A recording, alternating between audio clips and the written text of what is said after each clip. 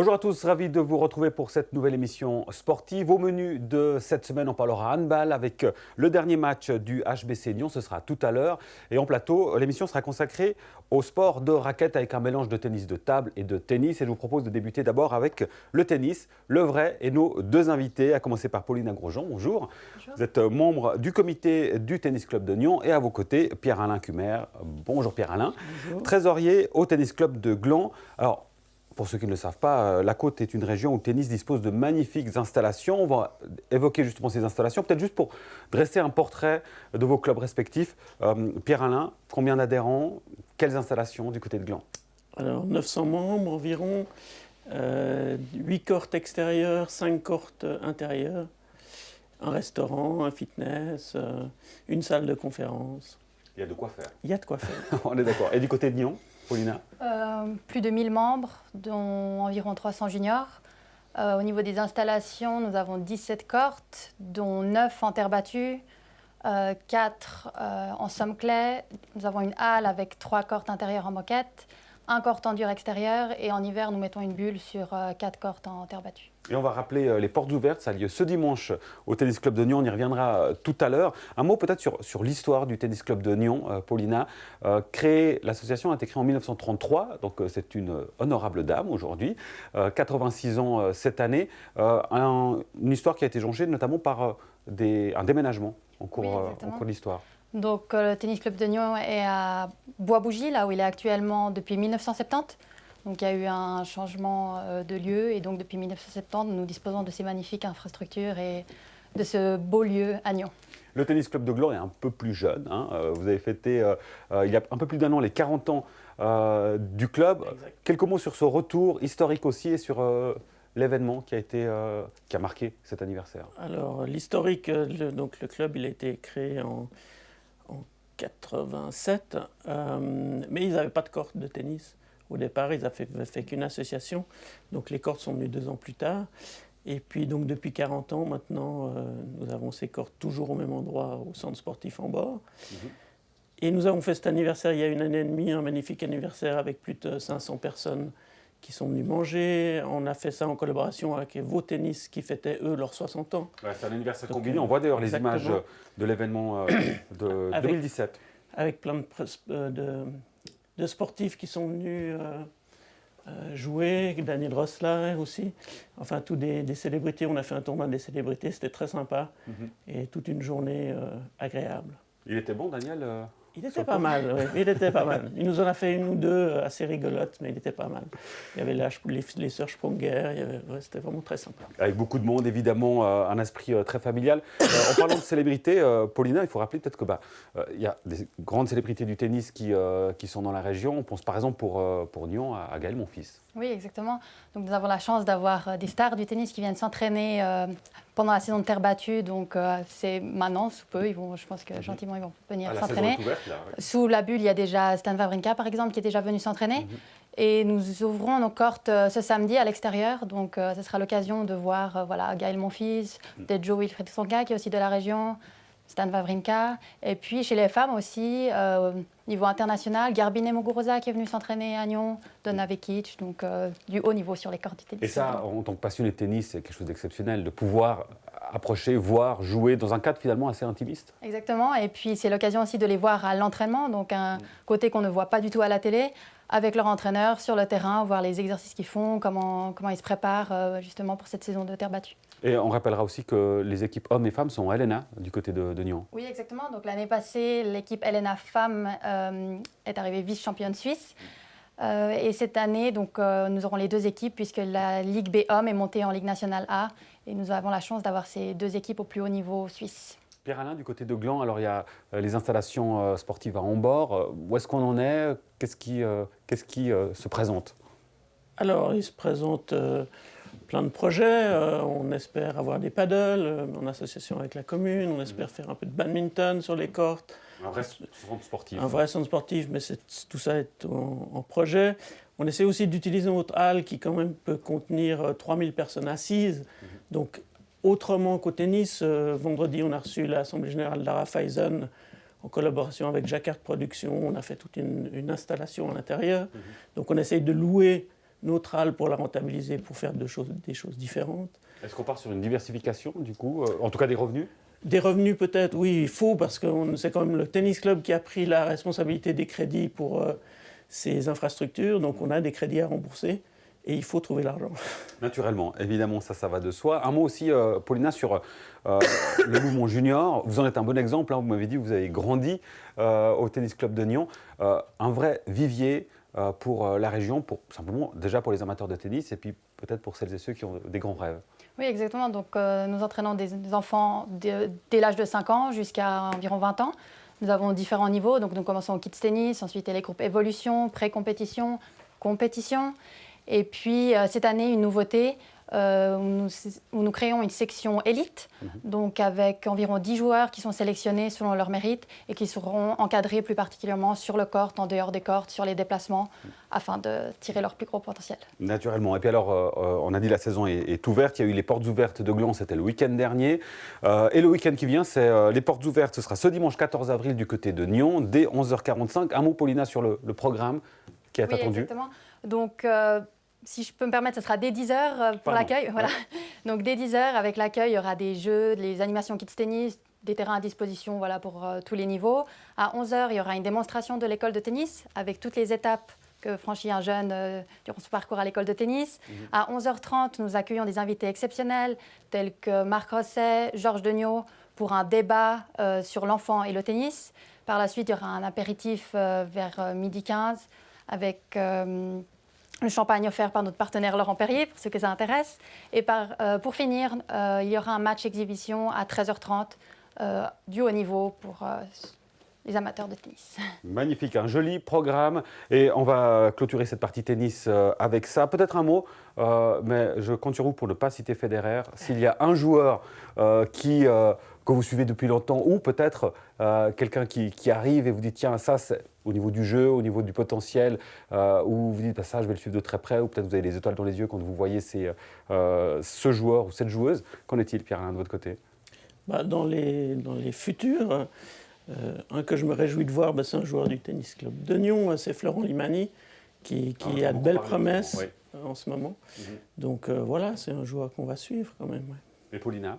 Voilà, dans les jeunes prometteurs de Nyon, on parle de Florent. Et puis sinon, également Ilena Inalbon, qui joue depuis plusieurs années les Interclubs Ligue nationale à Dames et qui est vraiment une joueuse prometteuse et qui vaut la peine d'être regardée, d'être suivie sur le circuit.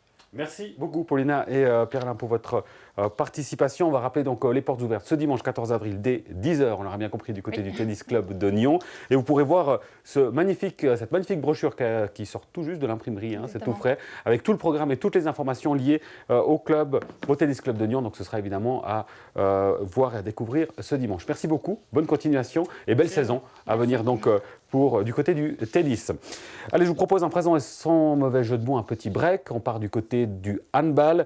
Joël Brunner était dimanche dernier à assister au match qui voyait s'affronter le HBC Nyon au leader chinois, le HBC Nyon qui est dernier du groupe de play-off de Première Ligue. Et malgré la défaite, les Nyonnais n'ont pas démérité.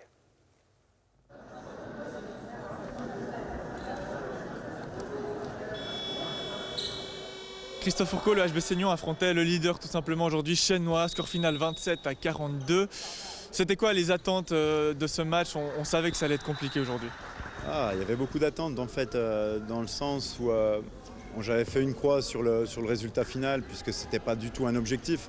On n'a plus rien à jouer dans le championnat, donc l'idée c'était de travailler sur différents thèmes défensifs, à la fois aplatis en passant sur une 1-5 homme, voire une défense étagée très très haute visant à récupérer le ballon. Bon, on s'aperçoit que c'est assez énergivore en termes d'investissement pour les joueurs, donc on s'est un peu cramé, mais il y a eu quand même des belles choses. Donc voilà, ça c'était le premier objectif. Deuxième objectif, c'était aussi d'intégrer les jeunes pousses du club, donc de leur donner petit à petit des petits bouts de match pour qu'ils continuent à avancer et continuer à progresser au sein du club. Et ça a été fait encore aujourd'hui avec des jeunes qui jouent et même qui marquent. Ouais, on a vu que Ziad a marqué le dernier but. Donc c'est très intéressant. Je le dis toujours, c'est des matchs de fin de saison comme ça où il n'y a plus rien à jouer, où les jeunes doivent vraiment prendre leurs responsabilités et leurs chances. Et pour un coach comme moi, pour une équipe comme la nôtre et pour le club, c'est vraiment un signe fort, quoi. C'est vraiment pour eux une passerelle vers l'avenir et qui démontre qu'on est tous attentifs à la formation du jeune joueur. C'était un match où on pouvait mesurer la différence qui séparait les deux équipes, les deux classes. Et puis on a vu que le HBC n'a pas été si ridicule que ça aujourd'hui. Effectivement, sur un match comme ça, on voit la différence de niveau. On est plutôt dernier du groupe fort. Mais on s'est bien battu. Après, c'est sur tout le match. Sur la longue distance, on ne tient pas forcément physiquement. Un peu moins de banc. Du coup, ça se ressent sur la fin. Et puis l'écart qui se creuse du coup sur la fin. Effectivement, comme tu l'as dit très justement, après 20 minutes, vous teniez Chesnois. Qu'est-ce que vous auriez pu faire de mieux aujourd'hui pour peut-être tenir la distance encore un peu plus longtemps ? Je pense gérer un petit peu mieux les temps forts et les temps faibles. Parce que quand on joue une équipe comme ça, on a envie de bien faire tout le temps. Et du coup, beaucoup d'énergie qu'on met dans tout ce qu'on fait en fait, défensivement, en attaque. En plus, on veut monter les ballons. Donc au bout d'un moment, ça ne joue plus. On ne peut pas courir dans tous les sens pendant 60 minutes. Donc je pense peut-être un peu, quand on voit que la montée de balle ne joue pas, calmer en attaque, peut-être tenir 1 minute 30, attendre des bras levés. Parce qu'on a très peu de bras levés en fait, dans nos matchs. On essaie de trouver des solutions très rapidement. Donc voilà, pour économiser un peu en attaque, et je pense que ce serait plus facile de tenir sur tout le match. Et puis maintenant, il vous reste encore 2 matchs. Vous avez 3 points. Qu'est-ce qu'on peut vous souhaiter pour cette fin de tour, cette fin d'année ? 2 matchs à domicile, c'est pas mal. Là, on a fini qu'avec des matchs à domicile, donc ça fait plaisir. Après des déplacements un peu partout, ça les manique. Donc voilà, prendre du plaisir, tout donner, essayer de ramener des points. Enfin d'en prendre vu qu'on est chez nous. Et puis faire plaisir nous sur le terrain et puis à notre public. Ça en plus c'était beau, on était beaucoup de supporters aujourd'hui, donc ça fait vraiment plaisir de jouer dans ces conditions. Donc on espère la même chose pour les 2 derniers matchs. Merci Grégoire et bonne fin de saison. Merci.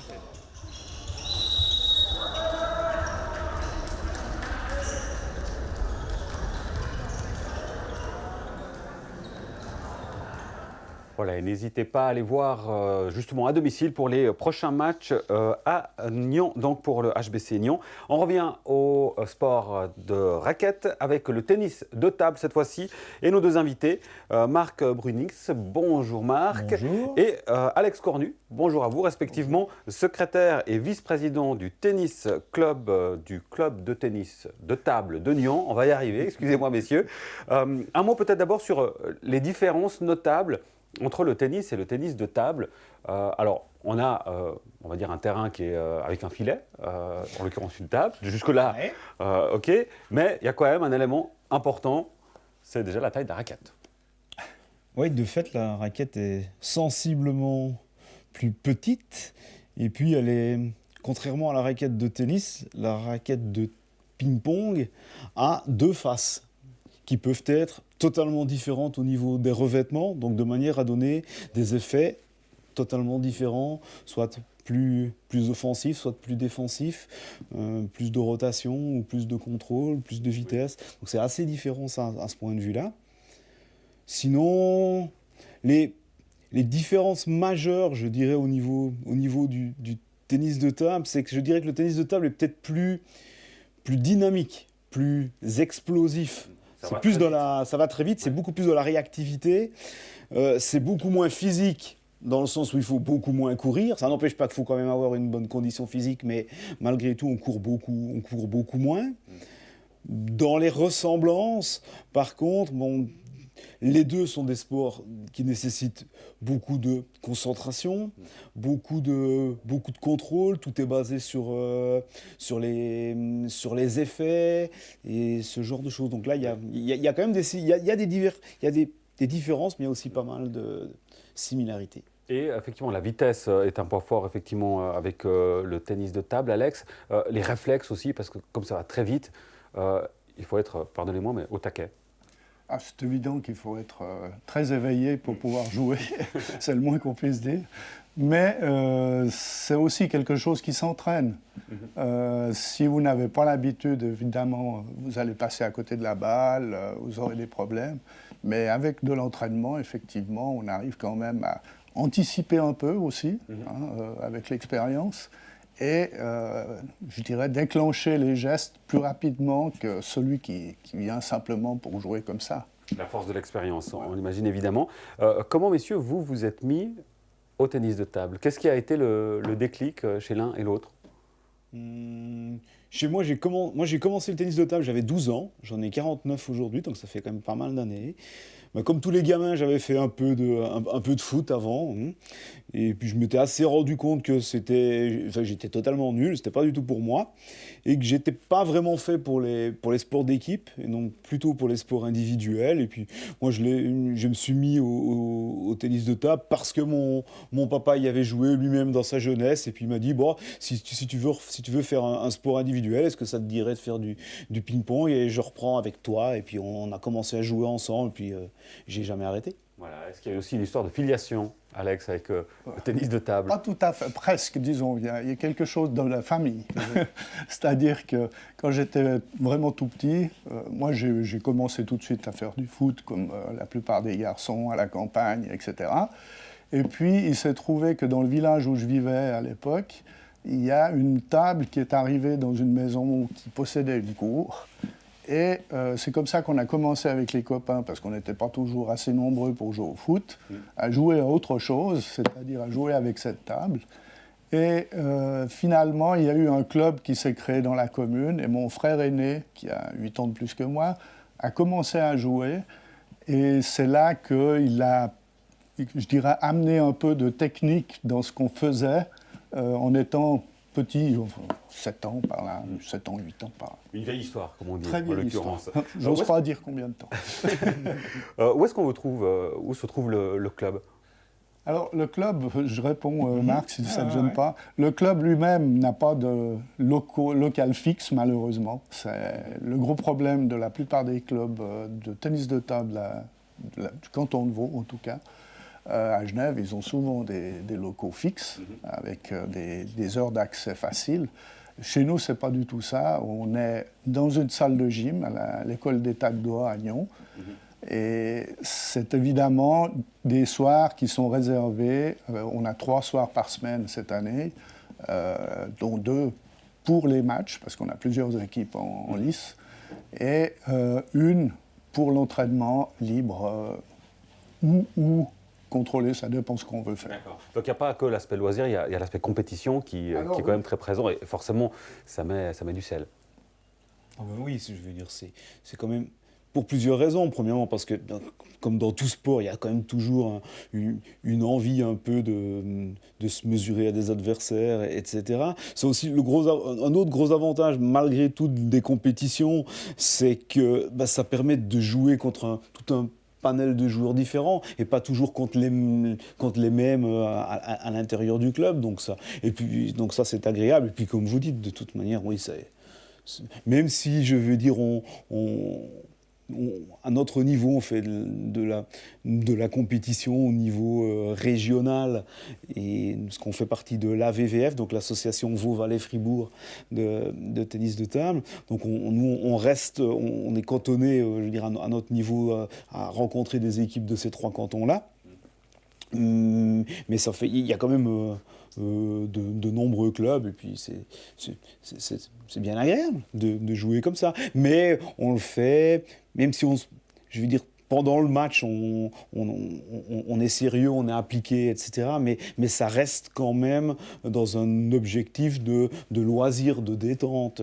Dès que les matchs sont terminés, on prend toujours plaisir à aller boire un verre et manger un morceau avec les adversaires. Donc ça, c'est très agréable. Oui, effectivement. Et on arrive déjà au terme de l'émission. Un élément, on va terminer là-dessus. Quel profil de joueur de tennis de table avez-vous, l'un et l'autre? Quel type de pongiste êtes-vous? Alex, on commence avec vous. Disons que moi, je suis plutôt un fanatique du tennis de table, parce que j'y ai toujours joué depuis des dizaines d'années. Oui. Et puis, parce que ça m'amène quelque chose en maintenant le contact avec beaucoup de gens, en maintenant le contact avec des jeunes, parce qu'on forme aussi des jeunes. Je suis d'ailleurs responsable jeunesse aussi pour le club. Donc pour moi, c'est quelque chose qui est vraiment important et qui me permet aussi de maintenir une condition physique correcte et de cultiver mes réflexes, par exemple. Absolument, oui. C'est un point important, mais j'ai quand même toujours l'esprit compétition. Ça ne se cache pas. Ça, effectivement, on l'imagine. J'aime pas perdre. Marc? Ouais, c'est un peu comme Alex aussi, de par le nombre d'années que je joue. Je joue pour les mêmes raisons qu'Alex. Mon profil de tennis de table, moi, dans le club et de manière générale, moi je joue un style totalement défensif au niveau ping-pong, vraiment basé sur énormément de balles coupées, des choses comme ça, travailler pour essayer d'empêcher mon adversaire de développer son jeu plutôt que vraiment moi développer un jeu offensif. J'ai toujours joué comme ça perturbe assez bien mes adversaires, mais voilà. Messieurs, merci beaucoup pour votre participation. Alex Brunings Marc Brunings et Alex Cornu du club de tennis de table de Nyon. Bonne continuation, bonne saison à vous aussi. Quant à nous, on fait une petite pause pour les vacances de Pâques. Vous retrouverez dans 2 semaines Joël Brunner à cette même place pour les sports. Bonne suite de programme sur NRTV. À très bientôt.